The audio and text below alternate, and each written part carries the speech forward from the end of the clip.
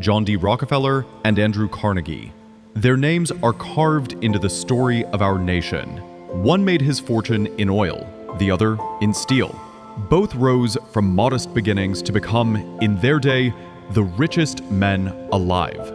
They lived in an age we call the Gilded Age, a time when the United States was bursting with opportunity, but also wrestling with inequality, labor disputes, and the growing power of giant corporations. To their supporters, they were builders, visionaries who brought order to chaos and made the country stronger. To their critics, they were monopolists, robber barons, and men who crushed competition and workers alike. And yet, both men spent the last decades of their lives trying to give away what they had built, funding libraries, universities, medical research, music halls, and public health programs that still benefit us today.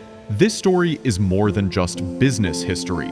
It is also about values, choices, and the age-old question: what should we do with success once we achieve it?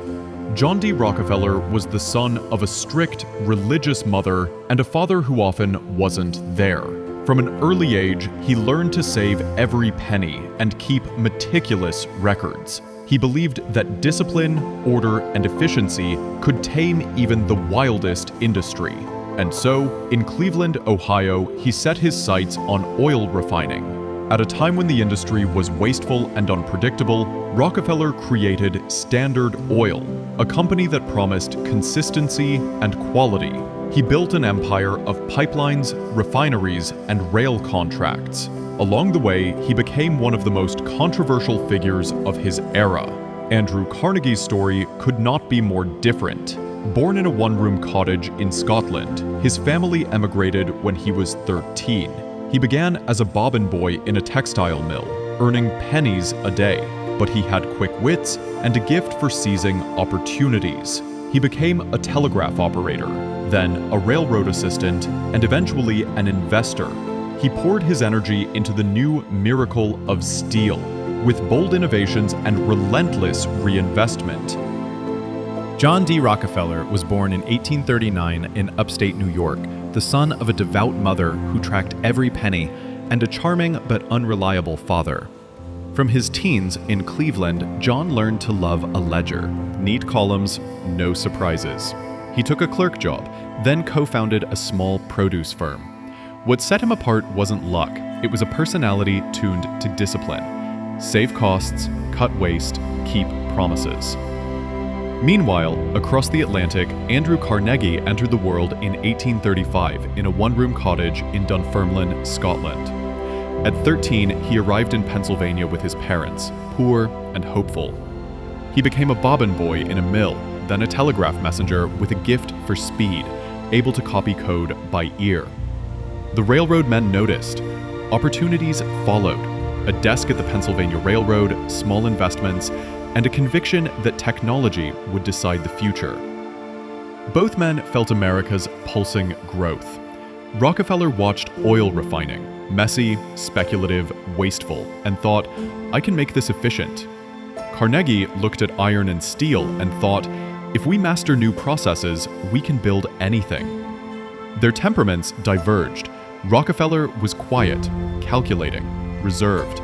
Carnegie was sociable, optimistic, and fond of ideas about education and peace.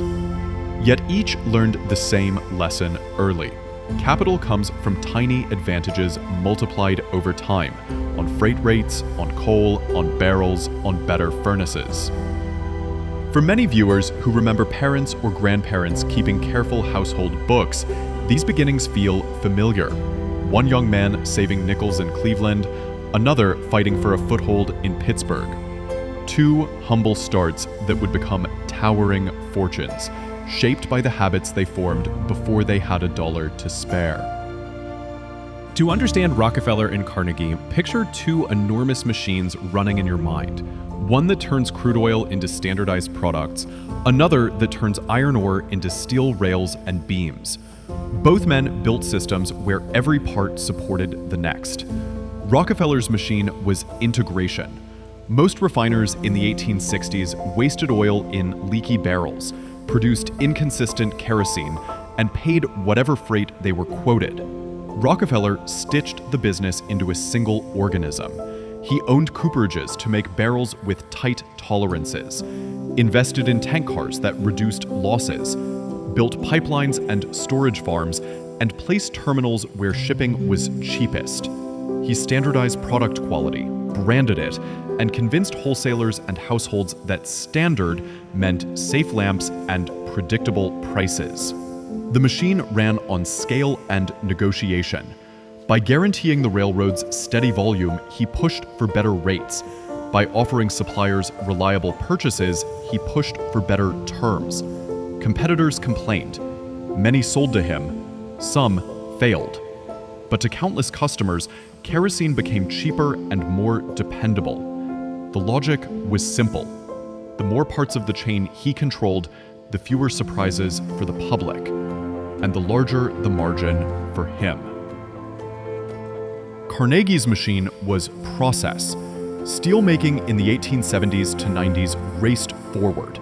Bessemer converters, then open-hearth furnaces, better chemistry, faster rolling mills. Carnegie treated plants like living laboratories. If a new furnace could make an old one obsolete, he preferred to scrap the old and build the new. He vertically integrated the inputs: iron ore from the Mesabi Range, coke from coal, limestone flux, and the transport, rail lines and barges, to keep the blast furnaces hot and the rolling mills fed. Profits returned to the plant, lowering costs in a virtuous cycle. Cheaper production meant he could price aggressively, which meant more orders, which justified newer equipment. He hired relentless managers, tracked costs per ton, and watched the stopwatch as closely as any engineer. The machine ran on reinvestment and discipline. The two systems fed each other. Steel rails carried oil, oil lubricated mills and powered transportation. Both men believed that big problems demanded big structures, coordination across thousands of workers, contracts that spanned states, and data that flowed every day. The romance of the small shop gave way to the orchestra of large industry, where timing and quality mattered more than personality. Yet, the design that made both machines hum, speed, scale, central control, produced pressure. Smaller firms struggled to match prices. Workers faced tight schedules and unforgiving targets. Communities felt the weight of single industry dependence. Those consequences would later explode into headlines. But at this building stage, Rockefeller and Carnegie spoke the language many viewers who worked in factories or logistics know well. If every motion has a purpose, the whole line moves smoother. If every part of the chain is aligned, customers pay less, and the company survives the next downturn. Key differences. Rockefeller's edge was supply chain control and cost stability. Carnegie's edge was technical improvement and capital reinvestment. One squeezed unpredictability out of markets. The other squeezed inefficiency out of furnaces. Takeaway? They didn't just get rich in oil and steel. They changed how oil and steel were made, setting standards that outlived them. Order for Rockefeller, improvement for Carnegie. The same logic still shapes modern industries, from groceries to phones. Integrate what you can, reinvest where it counts, and let scale do the quiet work. Leadership styles leave fingerprints on companies long after their founders step back. Rockefeller and Carnegie built different cultures, both effective and both controversial. Rockefeller led with quiet authority. He trusted a small circle, preferred short meetings, and made decisions calmly. He rewarded loyalty, promoted steady performers, and kept lavish displays away from the office. He believed order, a tidy balance sheet, a predictable supply chain, helped everyone. Workers got steady jobs, customers got lower prices, shareholders got reliable returns. He disliked public speaking and avoided the spotlight, especially as cartoons turned him into a menacing octopus. Internally, Standard Oil ran like an accounting instrument, precise, coordinated, and largely immune to sudden moods. People who fit that tempo, careful, discreet, consistent, could rise high. Those who wanted drama or improvisation didn't last. Carnegie led with energy and vision. He loved conversation, music, and books. He wrote about peace, education, and the duties of wealth. He walked mills asking questions and praised men who brought him new ideas. But Carnegie also delegated hard edges to lieutenants, most famously Henry Clay Frick, to keep costs falling and production flowing. That blend, soft words from the top, hard decisions on the floor, earned admiration for ambition and outrage for conditions. Carnegie's company culture preached uplift and ran at a punishing clip. To some, the contrast was hypocrisy. To others, it was realism. The boss aimed the ship. The engine room burned the coal. Both men managed reputation differently. Rockefeller hid. He believed results would answer critics. When that failed, he still stayed private, letting lawyers, executives, and later his philanthropic work speak for him. Carnegie went public. He wrote essays, gave interviews, and explained why the wealthy should act as trustees for society, spending fortunes where they do long-term good. He liked to be liked, and often was, until labor crises made the gap between ideals and practice impossible to ignore. For employees, the experiences diverged. At Standard Oil, a competent worker might see a stable schedule, clear procedures, and a path upward if he or she embraced the company way. At Carnegie Steel, a skilled hand might see exciting improvements, pride in output, and also relentless demands, fewer pauses, tighter quotas, and the stress of keeping pace with new machines. If you've had bosses like these, thoughtful, you understand. One cares more about the spreadsheet than the company picnic. The other gives a stirring speech and then cuts the night shift. Both might be necessary at times, one to protect the enterprise, one to push it forward. Takeaway: leadership isn't just personality, it is structure. Rockefeller built routines that outlived his signature. Carnegie built momentum that outlived his charisma.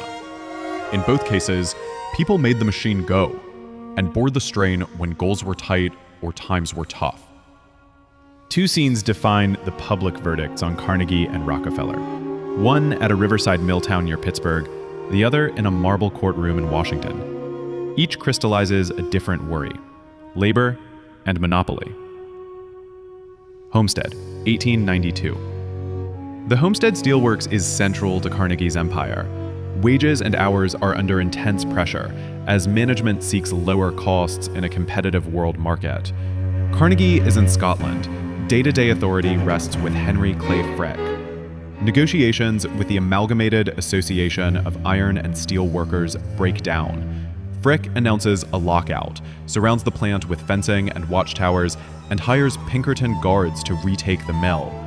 On July 6th, barges carrying armed Pinkertons float up the Monongahela River. Workers and townspeople meet them with rifles and rocks. A gun battle erupts. Several men on both sides are killed. Many are wounded. The National Guard arrives. The strike collapses. In the public mind, Homestead becomes shorthand for the human cost of industrial progress. Carnegie insists he favored high wages and self-improvement, that he wanted harmony. Critics reply, ideals mean little without protection for workers at critical moments. However one judges the details, the image of armed conflict at a steel plant stains Carnegie's record permanently. Standard Oil, 1911. Rockefeller's reckoning is legal, not violent. For years, journalists, most famously Ida Tarbell, legislators, and state attorneys general have probed Standard's practices: secret railroad rebates, predatory pricing, and acquisitions that leave little room for rivals. The federal government sues under the Sherman Antitrust Act. After lengthy proceedings, the U.S. Supreme Court rules that Standard Oil is an illegal restraint of trade and orders it broken into many companies. The trust dissolves.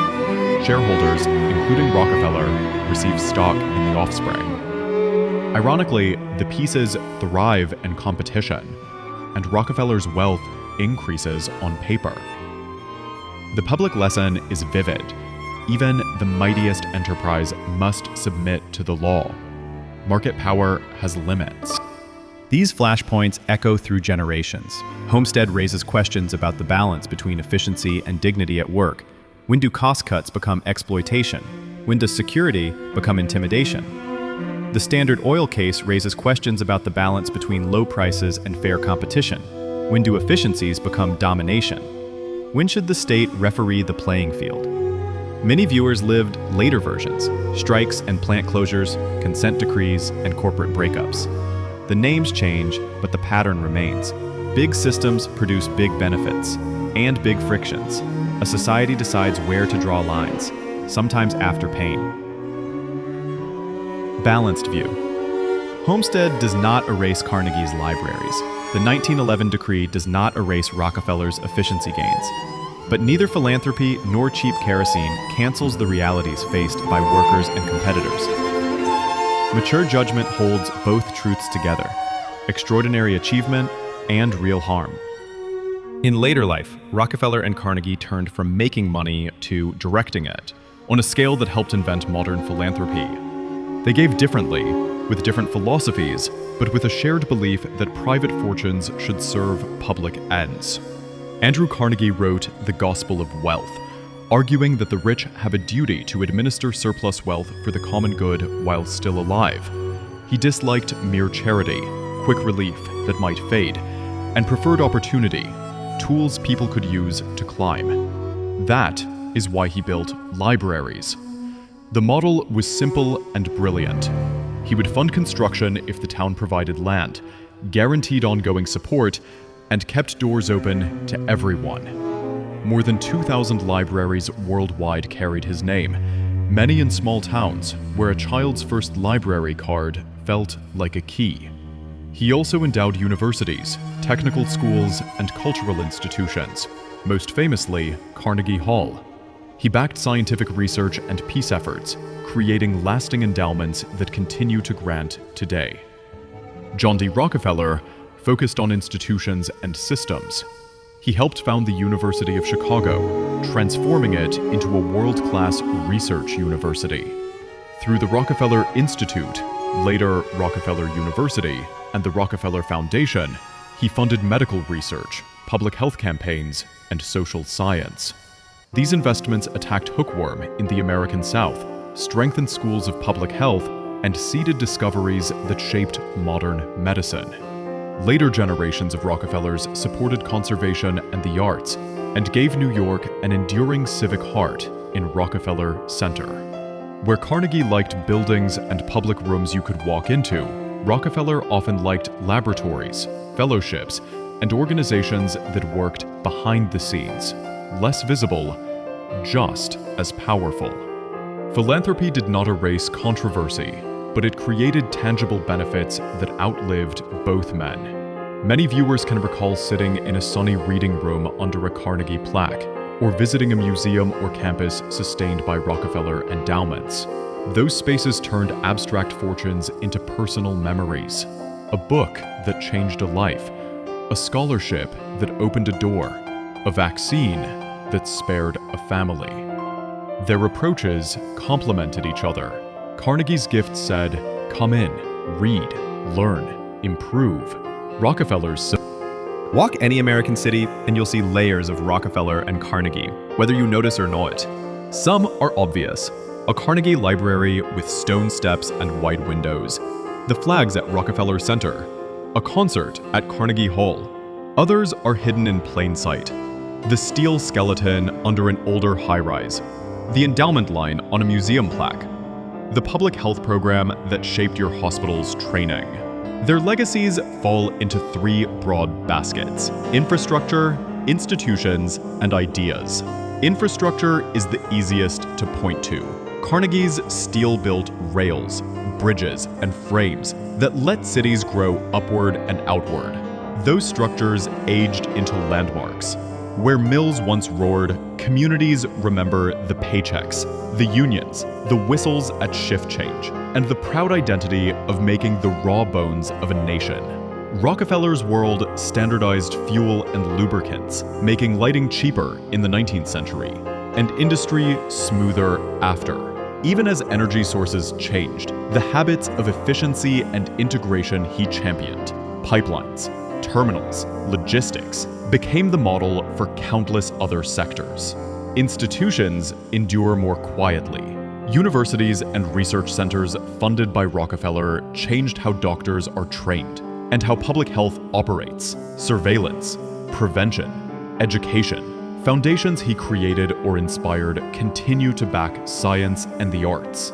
Carnegie's libraries, once the beating heart of local learning, evolved into community centers with internet access, children's programming, and lifelong education. His trusts support education and international peace. Together, these institutions form a civic skeleton, places and programs that stabilize communities through booms and busts. Ideas are the most portable legacy. Rockefeller's story shaped debates over antitrust, how we balance low prices, innovation, and fair competition. Carnegie's story shaped debates over philanthropy, what the wealthy owe the public, and how gifts can respect dignity by expanding opportunity.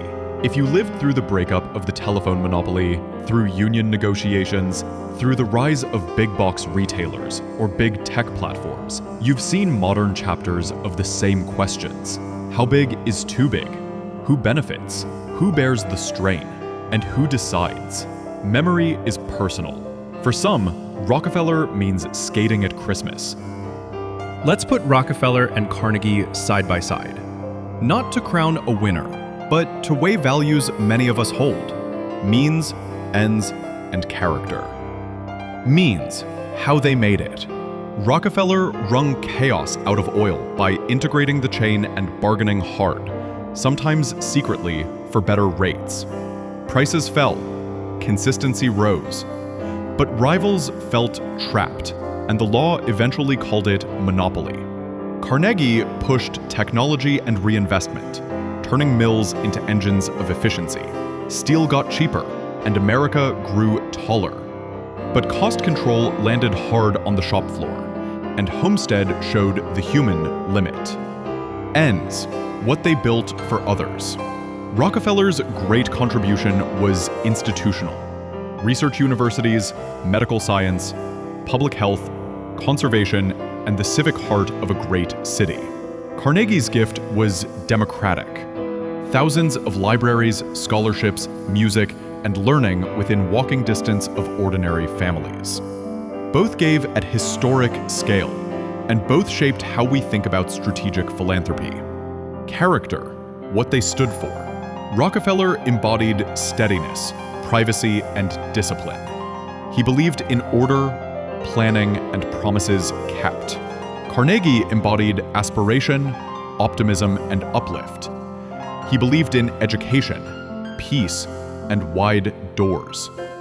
Neither was a saint. Both were capable of steel in more ways than one.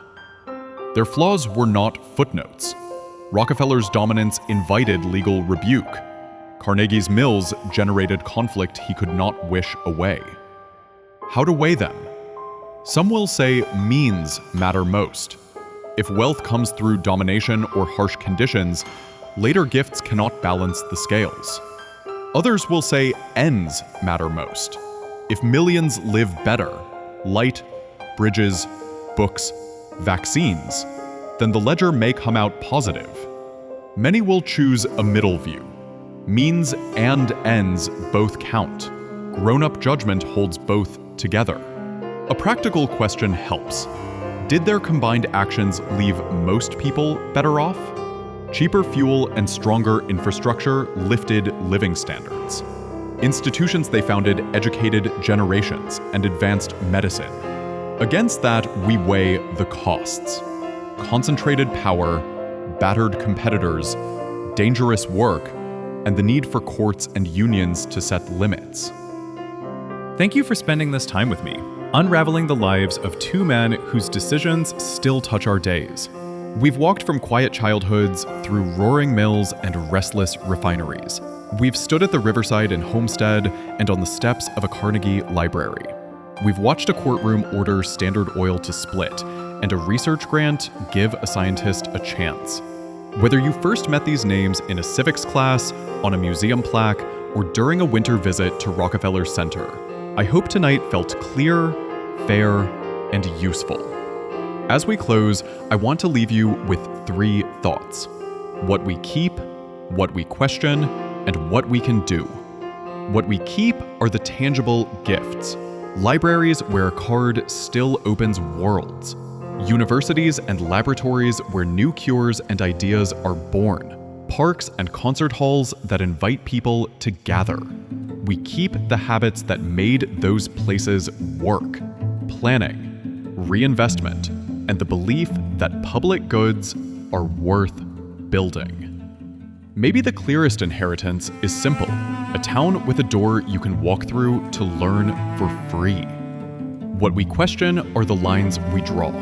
We ask how big is too big, when efficiency becomes dominance, when a push for progress forgets the person at the machine.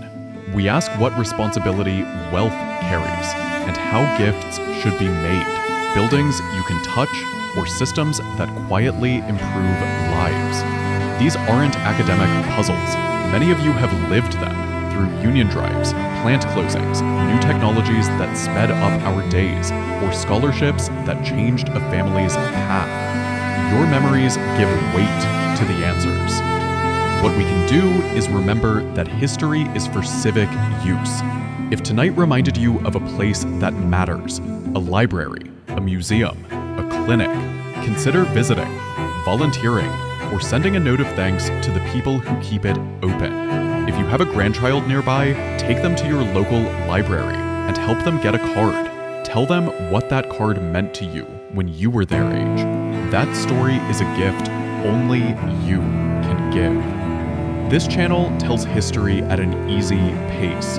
Pictures that breathe. Sentences you don't have to chase. If that approach works for you, please subscribe. Tap like.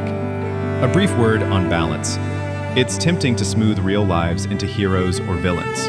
Rockefeller and Carnegie don't fit neatly into either box. They did extraordinary good and undeniable harm, sometimes within the same month. But they also helped shape an America where we can argue openly about power, fairness, and responsibility. That ongoing argument about antitrust and labor, about philanthropy and public duty, is part of their legacy too. We honor history by keeping that conversation honest and humane. I'd love to hear your part of this story. Tell me the name of your hometown Carnegie Library, or a memory of visiting one. Tell me about a time a scholarship or a public health program made a difference in your family. Tell me a memory from a mill town or a refinery, what the work meant, and what happened when times changed. Those notes become a living footnote to tonight's episode. They help younger viewers understand the texture behind the headlines. Next time, we'll step off the main stage and meet the women who steered the age. Philanthropists, organisers, and reformers whose signatures kept hospitals open, whose boards guided museums, whose networks funded settlement houses and schools for nurses. Some of their names you'll know, others deserve to be household names. If you want to see that episode, make sure notifications are on so you don't miss it. If you'd like to rewatch pieces of tonight's story, the chapter markers are in the description. Beginnings, Building the Machines, Leadership, Homestead and the Breakup, Philanthropy, What Remains, Verdict, and these closing thoughts. And if you're planning a visit with grandkids or friends, you'll also find a short list of easy stops. A local Carnegie Library, Rockefeller Center's public art, and a couple of museums and parks shaped by these legacies. Little field trips make history stick. For anyone who appreciates captions, I keep them large and high contrast. If you need slower pacing, use the playback speed controls. No rush here. History should meet you where you are. I'll end with a wish. May your week include a good book, a good walk, and a good conversation. If tonight brought back a memory, a shift whistle at dawn, the feel of a fresh library card, the sound of winter skates on city ice, hold on to it.